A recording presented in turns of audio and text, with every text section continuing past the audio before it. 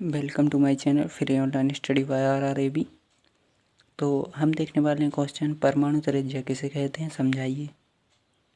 तो जो है परमाणु त्रिज्या का अभिप्राय है कि जो परमाणु की नाभिकों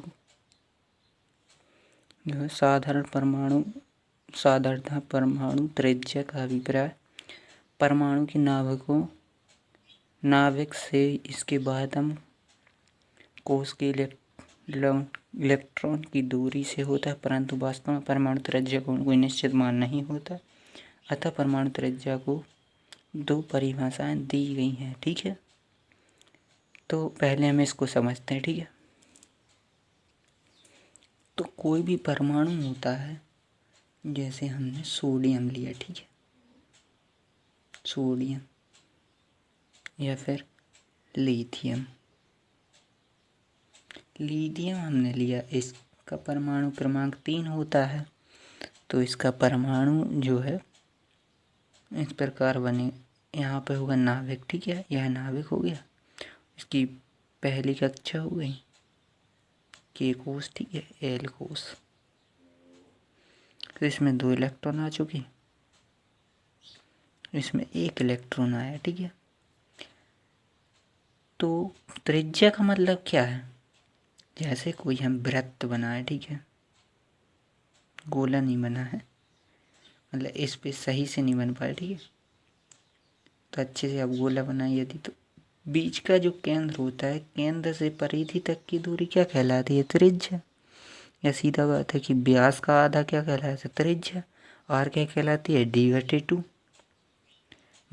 ठीक है, व्यास डायमीटर। ठीक है, तो इससे हमें क्या पता चलता है कि व्यास पूरा है यहाँ से यहाँ तक, तो केंद्र से जो है परिधि तक की दूरी क्या कहलाएगी, त्रिज्या। तो वही कहा है कि नाभिक से बाह्यतम कोश की दूरी को त्रिज्या कहते हैं, परंतु इसका मान निश्चित नहीं होता, इसलिए 2 परिभाषाएं दी गई हैं। ठीक है, तुम 2 परिभाषाओं में कुछ समझते हैं। तो इसमें क्या कहा गया है कि ठोस अवस्था में, तो ठोस अवस्था क्यों लिखा गया है, ठोस का मतलब है कि उन जो तत्व हैं उनके, तो वह पास पास व्यवस्थित होते हैं ठोस अवस्था में। ठीक है, ठोस अवस्था में पास पास व्यवस्थित होते हैं। जैसे तरल और गैस अवस्था ली यदि, तो उसके जो है चालन करते रहते हैं जो है परमाणु अणु, तो इसकी वजह से जो है त्रिज्या हम एक्यूरेट नहीं माप सकते। ठीक है, तो उसकी वजह से हमने जो है यहाँ पर ठोस अवस्था लिखा, और ठोस ही लिखना चाहिए क्योंकि ठोस में जो है अणु व्यवस्थित होते हैं, जिससे हमें समझना बहुत आसान हो जाता है। इसको जो है हम एग्जाम्पल की मदद से समझते हैं कि आखिर यह कैसे होता है। ठीक है, इसका मापन कैसे किया जाता है। तो जो है इसमें क्या कहा गया है, पहले परिभाषा देख लीजिए। ठोस अवस्था में किसी तत्व के जो है 2 निकटतम परमाणुओं के जो है निकटतम अणुओं के परमाणुओं के नाभिक के बीच की दूरी का आधा उस तत्व की जो है परमाणु की या उस तत्व की वैन डर वाल्स त्रिज्या कहलाती है। तत्व का तो परमाणु होगा, तो तत्व कह लो या परमाणु कह लो, एक ही बात होगी यहाँ पर। चलिए इसको समझते हैं। तो हम NaCl का एग्जाम्पल ले रहे हैं। NaCl क्या है, नमक है। ठीक है, नमक। तो NaCl, ठीक है, NaCl, तो Na का परमाणु बनेगा, तो मैंने जैसा आपको बताया था पिछले वीडियो में, जो है 1 इलेक्ट्रॉन किसको देगा, क्लोरीन को। ठीक है, क्लोरीन को। Na जो है, Na के पास 1 इलेक्ट्रॉन है बाह्यतम कोश में, तो 1 इलेक्ट्रॉन किसको देगा, क्लोरीन को, क्योंकि इसके जो है इसके बाह्यतम कोश में 7 इलेक्ट्रॉन है, 7 इलेक्ट्रॉन है इसके बाह्यतम कोश में। ठीक है, तो है 1 इलेक्ट्रॉन देगा इसको, तो इसके में हो जाएंगे 8, तभी तो NaCl का निर्माण हुआ। ठीक है, NaCl। और जब यह 2 अणु होंगे तो कुछ इस प्रकार से बनेंगे इनका जब जो Na और Cl मिलेंगे तो परमाणु कुछ इस प्रकार से जो इनका बंध बनेगा। ठीक है, और दूसरे तो यह अणु बन जाएगा, परमाणु से मिलकर क्या बना, अणु। परमाणु 2 मिलेंगे जब Na और Cl, तो क्या बनेगा, अणु। परमाणु से मिलकर अणु बनेगा, अणु से मिलकर क्या बनेगा, तो अणु के झुंडों से मिलकर जो है पदार्थ का निर्माण होता है। तो अणु होंगे, NaCl का एक अणु हो ए हो गया और एक NaCl का ए हो गया, ठीक है, NaCl, ठीक है। तो इनके बीच में भी बंध होगा। तो यहाँ पर क्या कहा गया है वैन डर वाल्स त्रिज्या को, जो अणु होंगे, दो अणु एग्जाम्पल में लिए हैं, दो अणु होंगे तो उनकी निकटतम जो परमाणु होंगे, दो अणुओं के बीच के जो निकटतम परमाणु होंगे, दो निकटतम परमाणु ये होगा, ये तो हो नहीं सकते, ये है निकटतम दोनों, ठीक है। तो इनकी नाभिक, यहाँ पर नाभिक होगा, इसका यहाँ पर नाभिक होगा, तो इनकी नाभिकों के बीच की जो दूरी होगी यहाँ से यहाँ तक की दूरी, उसका आधा कर लिया जाए तो यह क्या कहलाएगी, वैन डर वाल्स त्रिज्या, या यह क्या कहलाएगी, वैन डर वाल्स त्रिज्या। इतना केवल इतना पोर्शन, ठीक है, इतना पोर्शन वैन डर वाल्स त्रिज्या कहलाएगी, ठीक है। तो यही है जो है दो अणुओं के निकटतम परमाणुओं के बीच की दूरी का, परमाणुओं के नाभिकों के बीच की दूरी का आधा जब वैन डर वाल्स त्रिज्या कहलाती है, इसी बात को लिखा गया, ठीक है। तो चलिए वहाँ देख लेते हैं।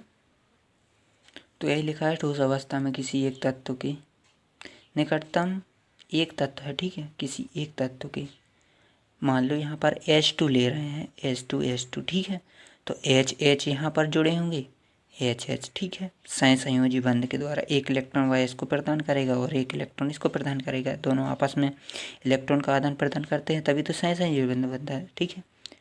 तो ये H2 का एग्जाम्पल भी लिख सकते हैं। और इन अणुओं के बीच की दूरी का आधा, जो निकटतम परमाणुओं के बीच, नाभिकों के बीच की दूरी का आधा वैन डर वाल्स त्रिज्या कहलाती है। तो यही लिखा है, ठीक है, पढ़ लीजिएगा आप। और इस चित्र जो है इसको XY माना है और इसको X डैश X और जो है Y डैश माना है। तो इसका मान क्या आएगा, यहाँ से इस बिंदु का जो है डैश यहाँ से माना यदि, तो यहाँ इसका आधा, ठीक है, Y और X डैश का आधा, ठीक है। तो यहाँ से इतना अब दूरी निकाल, मतलब कि कैलकुलेट इस प्रकार की जाती है। तो अब सहसंयोजक त्रिज्या भी देख लेते हैं। अब क्या होगा, यह सहसंयोजी बंध द्वारा जुड़े हैं, ठीक है। यह अणु, जैसे यह हाइड्रोजन का अणु है, ये भी हाइड्रोजन का अणु क्या कहलाता है, H2, जबकि होता H है, तत्व का जो सिंबल तो H है और H2 लिखा जाता है। H2 किसे लिखा जाता है, अणु को, ठीक है, H2 अणु है एक। चलिए इसको सहसंयोजक त्रिज्या को भी समझ लेते हैं, ठीक है। तो सहसंयोजक त्रिज्या किसी तत्व के अणु में, जो अणु है, मान लो यह H2 का अणु है, किसी तत्व के अणु सहसंयोजक बंध द्वारा जुड़े परमाणु के बीच की दूरी का आधा क्या कहलाता है, नाभिकों के बीच की दूरी का आधा क्या कहलाता है, सहसंयोजक त्रिज्या, ठीक है। तो इसको भी रफ में समझते हैं। हाइड्रोजन का अणु क्या कहलाता है, H2, ठीक है, H2। तो दो H मिलकर बने होंगे, ठीक है, H। तो यह नाभिक होगा, उसके बाहर एक इलेक्ट्रॉन होगा,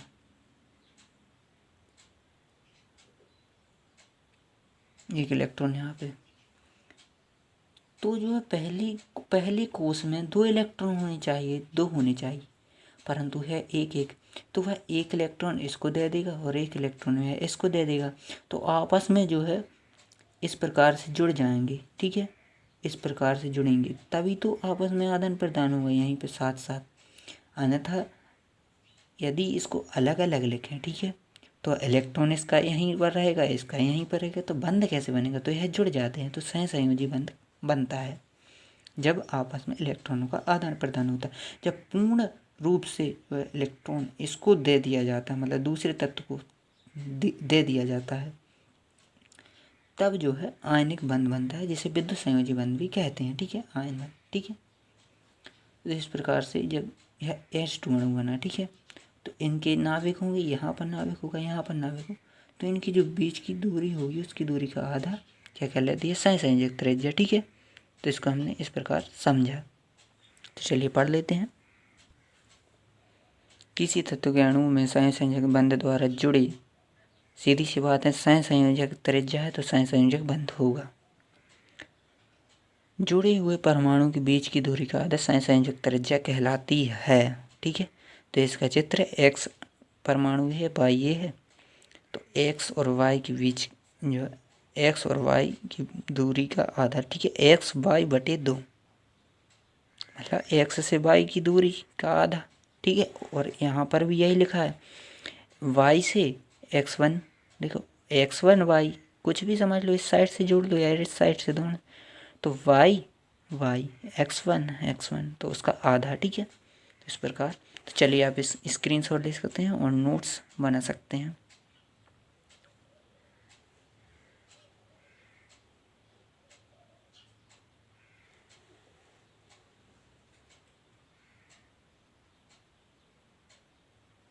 thanks for watching, thank you, जय हिंद, जय भारत।